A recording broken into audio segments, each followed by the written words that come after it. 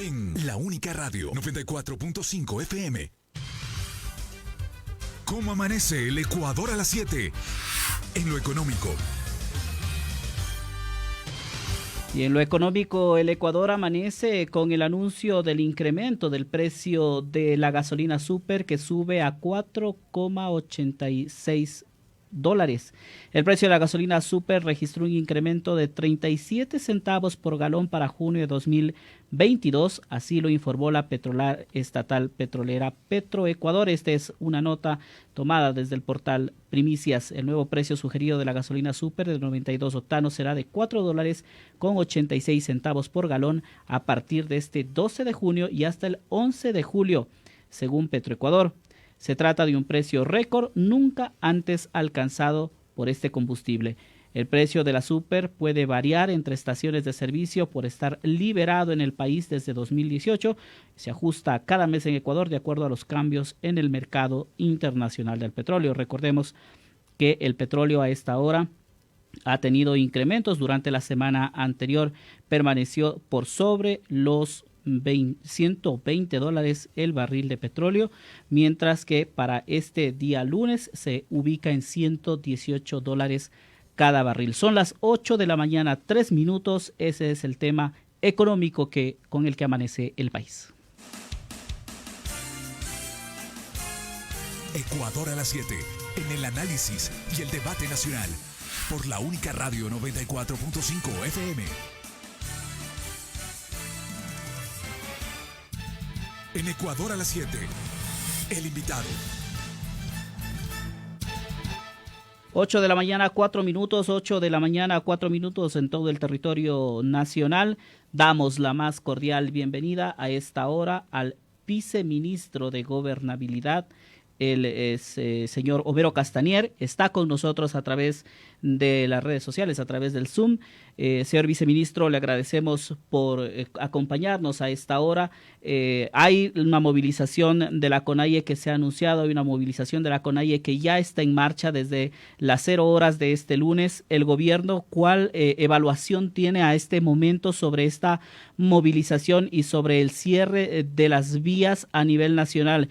Bienvenido, señor viceministro Homero Castanier. Buenos días. Muy buenos días, Javier. Un gusto saludarle a usted y compartir este diálogo esta mañana. Efectivamente, el anuncio de las movilizaciones se ha hecho efectivo desde la madrugada de hoy, pero el 90% de vías en el país están expeditas. Existe libre circulación, están despejadas. Tenemos un 10% de vías en donde se han provocado cierres, especialmente en la Sierra Centro, en la Sierra Norte, y donde la policía está cuidando que no se provoquen desmanes. Existe un protocolo de actuación de la fuerza pública, en donde primero se dialoga con los manifestantes, se les pide que despejen la vía, y si no se actúa, ¿no? Tenemos ese reporte en la mañana hasta el día de hoy. Como gobierno nacional, nosotros hemos estado dispuestos a establecer canales de diálogo, a conversar, a tratar de solucionar todas las inquietudes, los conflictos de los sectores sociales, sectores políticos también hay que decirlos, porque responden también a un brazo político. Sin embargo, el país no puede parar. El país no puede parar, Javier. Mire, después de que todos los ecuatorianos, pienso yo, hemos pasado momentos tan dolorosos. Pienso que no hay ecuatoriano que no haya perdido un familiar, un hermano, un amigo, un vecino en esta pandemia. Cuando el mensaje hace 2 años era quédate en casa, no salgas, confinamiento, o la crisis, diría, que provocó el déficit nunca antes visto en la historia, ahora que nos llamen a presenciar movilizaciones, paralizaciones, cierres de vía, quemas de llantas. Ningún país del mundo se reactiva así, Javier. No es lo adecuado. Lo adecuado es reactivarse, no paralizarse, y el gobierno no va a permitir que se coarte la libertad y el derecho de los ciudadanos que tienen derecho a movilizarse frente a estos temas que se están dando en algunas vías del país. Señor viceministro, ¿cuánta posibilidad hay de que se puedan sentar a dialogar estas dos partes, la CONAIE y el gobierno, tomando en cuenta las posiciones extremas? La CONAIE ha presentado 10 puntos en sus pedidos que van desde bajar el precio de los combustibles, revisar el tema de los precios de los productos de primera necesidad, temas de empleo, temas de seguridad, temas de salud. Pero un gobierno que mientras ustedes como Ministerio de Gobierno han extendido la mano para dialogar, existe otro espacio desde el Ministerio del Interior que ayer emitía el ministro un tuit en el que decía, entre otras cosas, el tema de la movilización la disfrazarán de lucha social, decía el ministro, para provocar victimizarse. Quienes se benefician de otra protesta sin límites, se preguntaba. ¿Cómo buscar un camino de diálogo entre estas posiciones tan extremas? Esta declaración del ministro Patricio Carrillo ha sido criticada por parte de los dirigentes de la CONAIE y pone en más extremos las posiciones. ¿Es posible sentarse a dialogar? La CONAIE le dice al gobierno ahora que si no aplica los 10 puntos no se sientan a dialogar, que han dialogado un año completo y no hay ningún resultado. ¿Cuál es el camino que queda? Bueno, esa información no es la adecuada, no es la correcta. Mire, por ejemplo, ellos planteaban que se derogue los decretos que subían el precio de los combustibles mensualmente. Personalmente, el 11 de junio fui delegado a la provincia de Cotopaxi, nos reunimos con Leonidas Issa, con los representantes de la CONAIE y recibimos esos pedidos. Se dejó de subir el precio del combustible, se congeló el precio del combustible. Por otro lado, por ejemplo, esos son los temas que causan que no nos explicamos. Dicen no a la minería, protección del medio ambiente, pero sí quieren que se baje el precio del combustible, que produce monóxido de carbono, que también hace daño al ambiente, cuando toda la corriente mundial va a la eliminación de combustibles fósiles. Hablan de moratoria a todas las deudas del sistema financiero. Eso realmente es inviable, eso es imposible. ¿Qué es lo que ha hecho el gobierno? Está entregando el crédito con el plazo y el interés más bajo que no se entrega en ningún lugar de Latinoamérica, a 30 años plazo al 1%.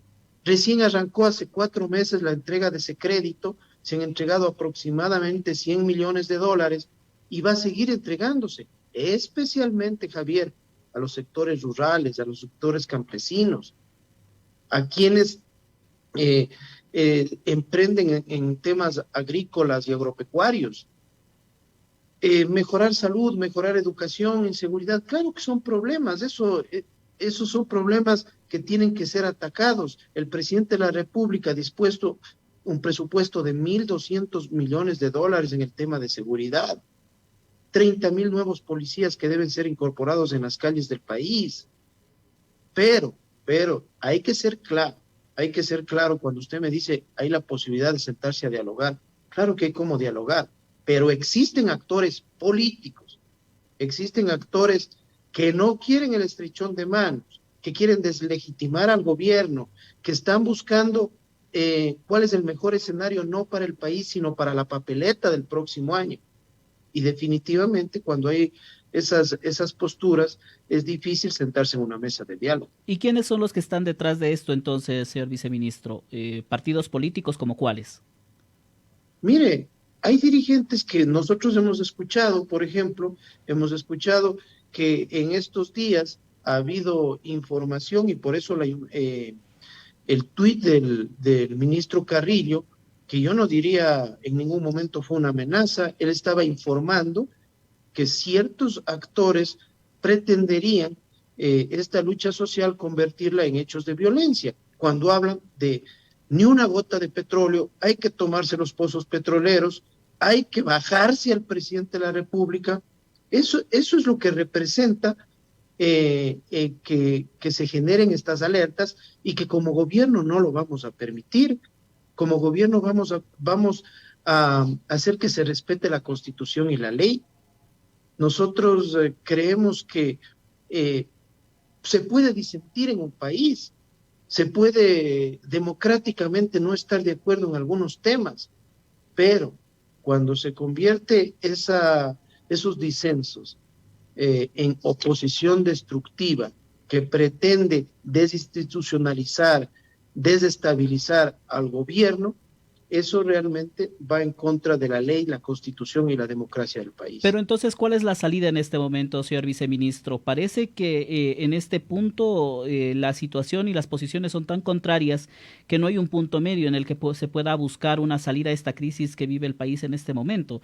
No hay la posibilidad de que el gobierno pueda ceder tal vez en el tema de los combustibles, ceder tal vez en el tema de la revisión de las tasas de interés, en la revisión de estos créditos que ha hablado el movimiento indígena. Miren, nosotros estamos trabajando y seguiremos trabajando. Por ejemplo, necesitan oxígeno en el tema crediticio. Ahí están los créditos a 30 años plazo al 1%. Necesitamos mejorar en la salud. Claro, no hay ningún ecuatoriano que pueda decir lo contrario. Se viene en pocos días más la externalización de las medicinas para que las personas que no tengan la posibilidad de que un hospital público le entregue las medicinas, vaya a una farmacia privada y la reciba, y sin corrupción, sin corrupción. Se nos vino el proceso se nos viene el proceso de la política pública de mejorar en temas de seguridad, con una inversión muy fuerte en el país para atacar este gravísimo problema. Así es como se actúan los gobiernos, Javier. Ante los problemas no cierran las puertas y apagan la luz, los enfrentan. Pero la gobernabilidad es responsabilidad de todos los sectores. Estos pedidos, que los llamaron los de la CONAIE mandatos son condicionamientos, amenazas y hasta exigencias sobre algunos temas. Y así no funciona una sociedad. El gobierno tiene que velar por las grandes mayorías y no por intereses particulares o de grupo. ¿Es posible que en las próximas horas el presidente de la República le pueda llamar a Leonidas Issa y sentarse a dialogar en el Palacio de Carondelet, tomando en cuenta que ayer, antes de la medianoche, el presidente había difundido un video, pero en el que no hace referencia a la posibilidad de un diálogo? ¿En el gobierno hay esa posibilidad abierta de llamarle a Leonidas Issa y decirle, dialoguemos, sentémonos en Palacio? Mire, el gobierno no ha cerrado las puertas absolutamente a nadie.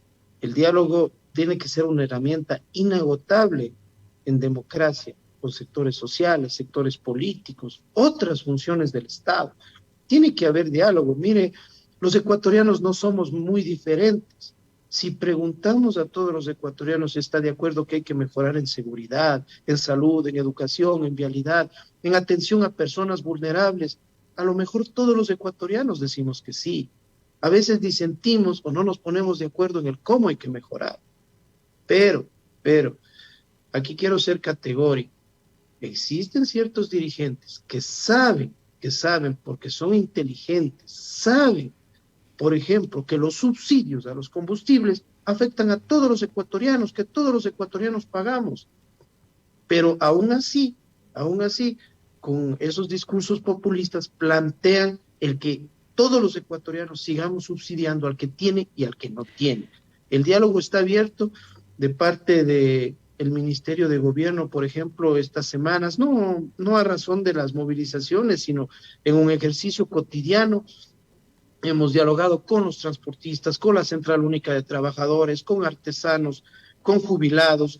Nos hemos reunido con dirigentes indígenas, porque hay dirigentes indígenas que quieren dialogar, que vienen a plantear propuestas, que vienen a decir, potencien sus acciones, gobierno, queremos más créditos en nuestras tierras, en nuestras regiones. Vienen a aportar, pero existen actores, repito, que no van a querer nunca el diálogo porque tienen solo una línea, que es deslegitimar al gobierno y generar caos en el país. Pero bajo esa premisa, señor viceministro, al parecer tendremos un paro indefinido, porque ninguno de los dos espacios dará su brazo a torcer. El gobierno no va a permitir ni una paralización indefinida. Como le repito, el 90% de vías en el país están expeditas, están despejadas, permitiendo la libre circulación. Los conatos que existen en estas vías están siendo vigilados, la Policía Nacional se encuentra en esos diferentes lugares y no podemos permitir que se violente la ley. Con la ley y la Constitución en la mano, haremos respetar lo que quiere la mayor parte de los ecuatorianos, no parar, producir desarrollo económico y en ningún país del mundo se genera empleo quemando llantas y cerrando vías. La posibilidad de ceder en alguno de los 10 puntos tampoco está abierta en este momento.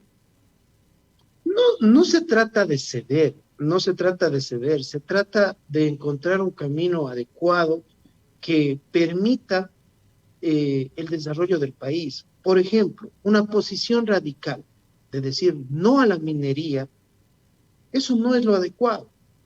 Tenemos yacimientos mineros muy importantes que pueden ayudar al desarrollo económico del país, a tener finanzas más saludables para aplicación de políticas públicas.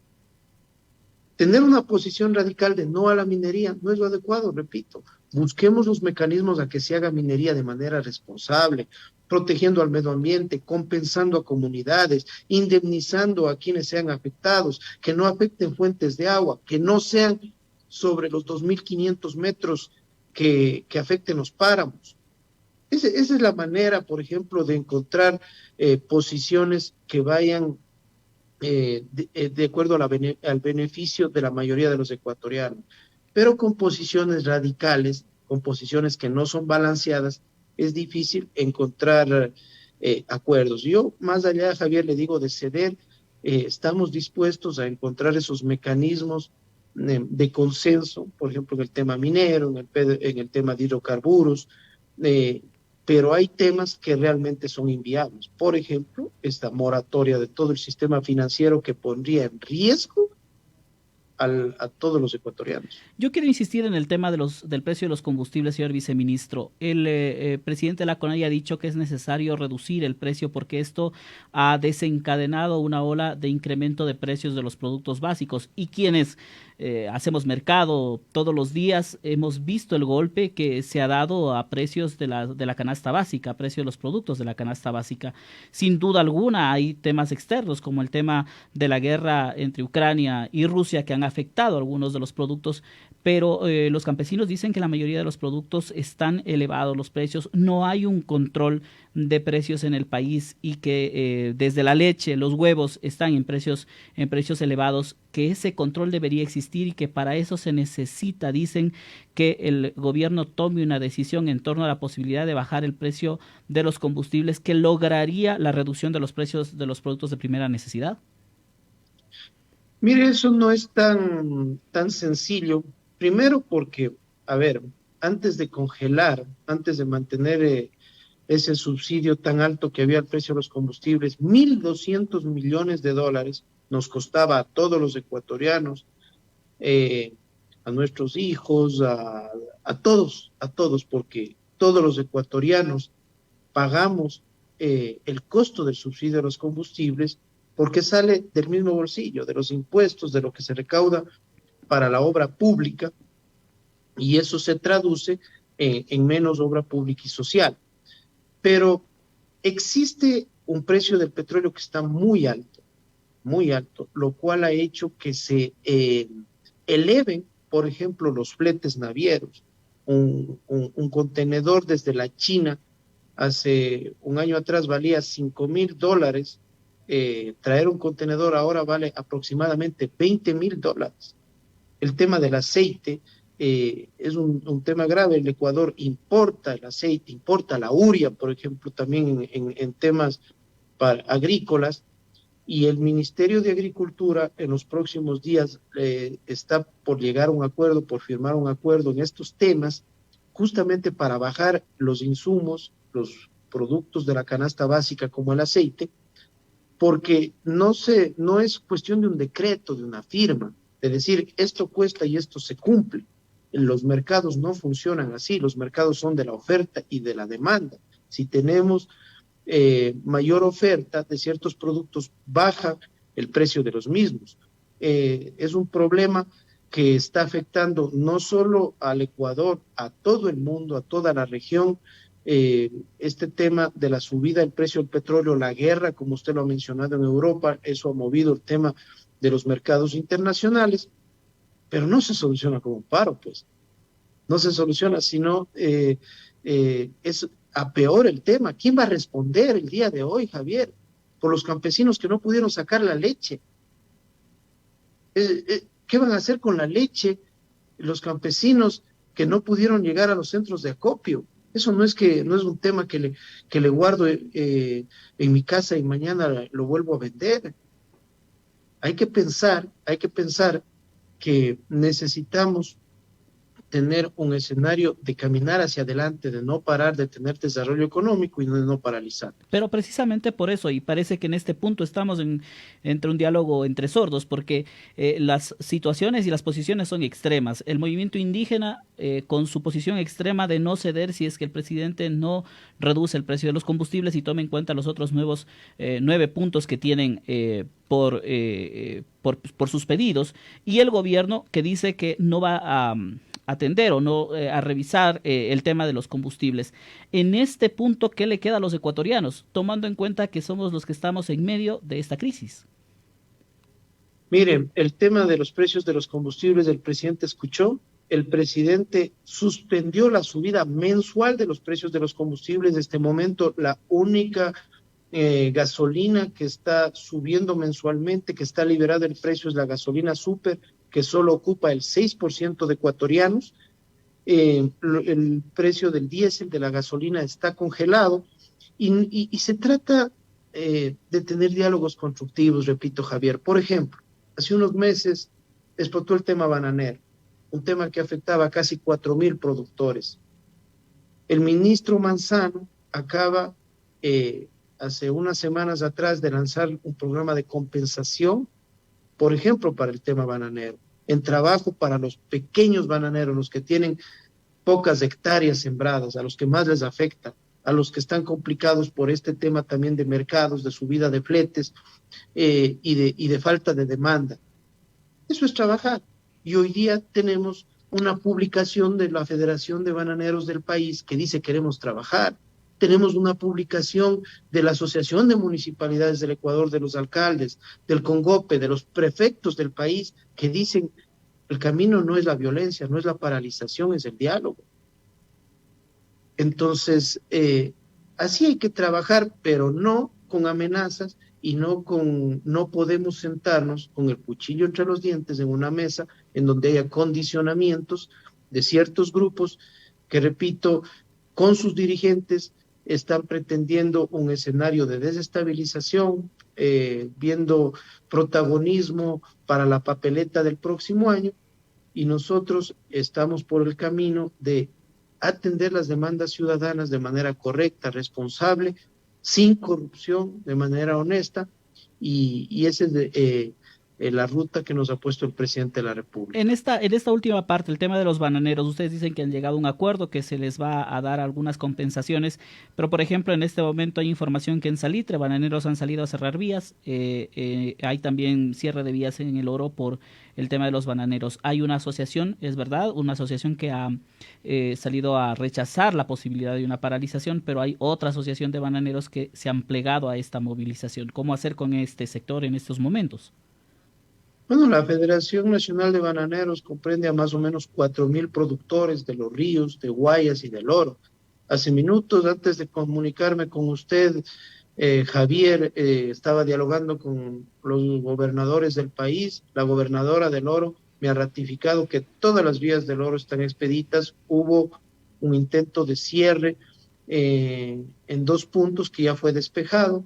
En el Guayas, en el sector de Daule y Salitre, efectivamente ha habido un conato de cierre, pero no de los bananeros. Ahí es un tema de gente del agro, de arroceros, pero no hay más en ese sentido. Hay que dialogar, hay que conversar.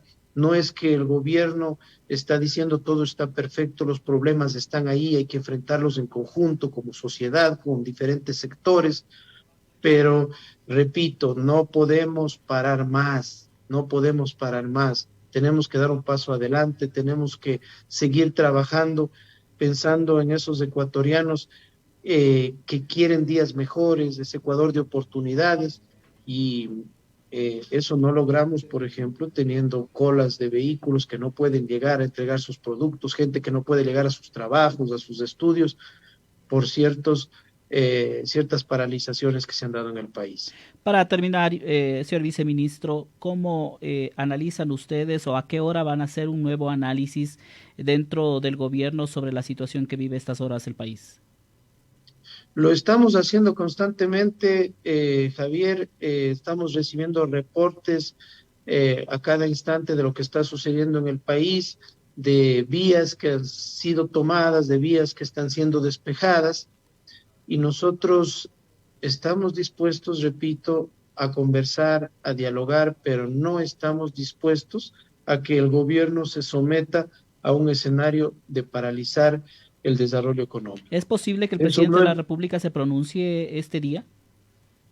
el presidente de la República mantendrá reunión con los ministros de Estado eh, durante este día, haciendo un análisis de este tema, pero nosotros apelamos a que estas manifestaciones vayan bajando de intensidad y poco a poco recuperemos las vías del país que han sido cerradas, que repito, no son más del 10%. Ok, le agradecemos muchísimo, señor viceministro. Estaremos atentos a los pronunciamientos del gobierno en torno a la situación que vive el país por la paralización anunciada por el movimiento indígena, la CONAIE y varias otras organizaciones sociales que se han plegado a esta movilización. Son las 8 de la mañana, 28 minutos. Tenemos información. Salitre, hay un cierre de vías según el EQ 911. A esta hora hay 16 cierres viales en 10 provincias del país: Pastaza, Chimborazo, Cotopaxi, Bolívar, El Oro, Azuay, Los Ríos, Pichincha. Hay cierres viales en esas provincias. Nosotros estamos haciendo un monitoreo de todo lo que sucede a esta hora con el tema del paro nacional convocado por la CONAIE. Hacemos una pausa, enseguida regresamos.